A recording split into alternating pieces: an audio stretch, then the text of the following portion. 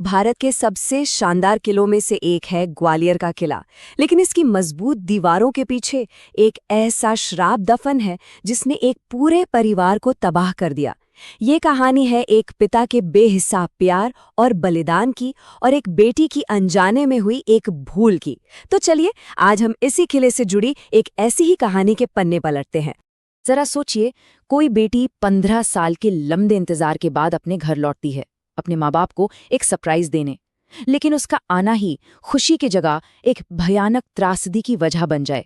आखिर ऐसा कैसे हो सकता है कि एक बेटी का प्यार ही उसके अपने परिवार के लिए मौत का पैगाम ले आए।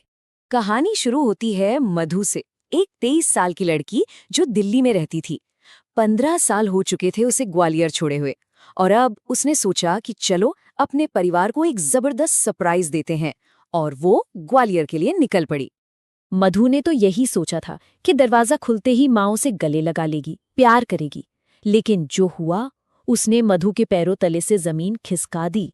उसकी माँ के चेहरे पर खुशी नहीं बल्कि खौफ था। वो गिड़गिड़ा रही थी, भीख मांग रही थी कि मधु जैसे आई है वैसे ही तुरंत दिल्ली वापस चली जाए।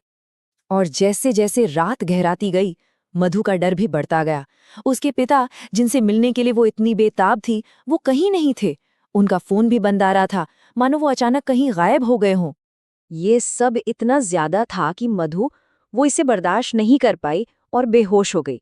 पर अफसोस, बेहोशी में भी उसे चैन नहीं मिला, बल्कि वो एक ऐसे खौफनाक सपने में पहुंच गई जो हकीकत से भी ज्यादा डरावना था। सपने में मधु देखती है कि उसके पिता ग्वालियर किले की किसी भूल भुलैया में भटक रहे हैं, अकेले। तभी उन्हें छत पर बिल्कुल मधु जैसी दिखने वाली एक लड़की दिखाई देती है। लेकिन अगले ही पल वो लड़की एक भयानक आधे चेहरे वाली औरत में बदल जाती है और उसके पिता को छत से नीचे धक्का दे देती है। और जब मधु की आंख खुलती है तो उसे पता चलता है कि वो डरावना सपना असल में हकीकत बन चुका था। उसके पिता ने उसी रात ग्वालियर किले की छत से कूदकर अपनी जान दे दी थी। मधु का सबसे बुरा डर सच हो गया था। पति की मौत के सदमे के बीच अब मधु की मां के पास और कोई चारा नहीं था। उन्हें अब वो खौफनाक राज बताना ही था जिसे वो पिछले 15 सालों से अपने सीने में दफन किए हुए थीं। इस पूरी गुत्थी को सुलझाने के लिए हमें 15 साल पीछे चलना होगा, देखना होगा कि आखिर उस दिन ऐसा क्या हुआ था जिसने आज इस खौफनाक मंजर को जन्म दिया। ये सब शुरू हुआ था जब नन्ही मधु खेलते खेलते ग्वालियर किले के एक ऐसे हिस्से में पहुंच गई थी जहां कोई नहीं जाता था। एक सुनसान अंधेरा तहखाना। वहां एक अजीब सी गाने की आवाज का पीछा करते हुए उसका सामना एक ऐसी चीज से हुआ जिसकी कल्पना भी नहीं की जा सकती। वो चीज, वो आत्मा सिर्फ उसे दिखी नहीं, बल्कि वो उस मासूम बच्चे की तरफ धीरे धीरे रेंगने लगी। और फिर उसने मधु के चारों ओर एक अजीब सा घेरा बनाकर कोई रहस्यमयी रस्म शुरू कर दी। उस आत्मा ने मधु के माथे पर एक निशान बनाया और बस मधु उसी पल बेहोश हो गई। ये कोई मामूली बेहोशी नहीं थी, ये एक जानलेवा श्राप था जिसने मधु को जैसे मौत की नींद सुला दिया था। बड़े बड़े डॉक्टर भी उसे होश में नहीं ला पा रहे थे। जब सारी मेडिकल साइंस फेल हो गई तो थक हारकर मधु के माँ बाप एक पंडित के पास पहुंचे, और वहां उन्हें पता चला कि मधु किसी बीमारी से नहीं बल्कि एक भयानक श्राप की चपेट में है। पंडित जी ने जो बताया वो सुनकर उनके पैरों तले से जमीन खिसक गई। उन्होंने कहा कि मधु पर किसी रानी की दासी की आत्मा का साया है जो अपना बदला पूरा करना चाहती है, और वो आत्मा मधु के शरीर में रहकर धीरे धीरे उसकी जान ले रही थी।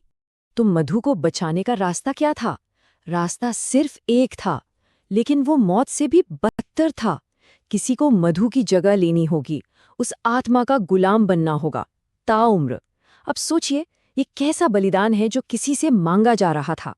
लेकिन मधु के पिता ने एक पल के लिए भी नहीं सोचा। अपनी बेटी की जान के लिए उन्होंने अपनी पूरी जिंदगी दांव पर लगा दी। उन्होंने उस आत्मा से सौदा किया और बेटी पर लगे श्राप को अपने ऊपर ले लिया। बस यही वजह थी, यही वो राज था जिसकी वजह से मधु को ग्वालियर से, अपने ही घर से दूर भेज दिया गया। उसके पिता अब अपनी ही बेटी से कभी नहीं मिल सकते थे, क्योंकि उनका शरीर अब उस आत्मा का गुलाम था। तो देखिए, एक तरफ थी मधु जो दिल्ली में अपनी जिंदगी जी रही थी, इस बात से पूरी तरह अनजान कि उसके पिता हर दिन किस दर्द से गुजर रहे हैं।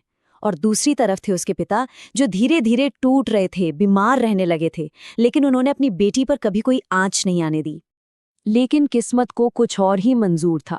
15 साल बाद जब मधु ग्वालियर लौटी तो उसने अनजाने में उसी सोए हुए श्राप को फिर से जगा दिया। आत्मा ने मधु को देखा और उसे फिर से अपना शिकार बनाने की ठान ली। अब आत्मा को अपनी आखिरी कीमत चाहिए थी, और इस बार भी अपनी बेटी को बचाने के लिए पिता ने आखिरी और सबसे बड़ा बलिदान दिया। उन्होंने अपनी जान देकर अपनी बेटी को हमेशा हमेशा के लिए उस श्राप से आज़ाद कर दिया। उनकी माँ ने रोते हुए मधु को बस इतना ही बताया, वो तुमसे बहुत प्यार करते थे और किसी भी हालत में तुम्हारी रक्षा करना चाहते थे। ये एक पिता का अपनी बेटी के लिए निस्वार्थ प्यार था। तो सवाल ये उठता है कि क्या ग्वालियर के किले में वाकई कुछ है, या ये सब सिर्फ कहानियां हैं?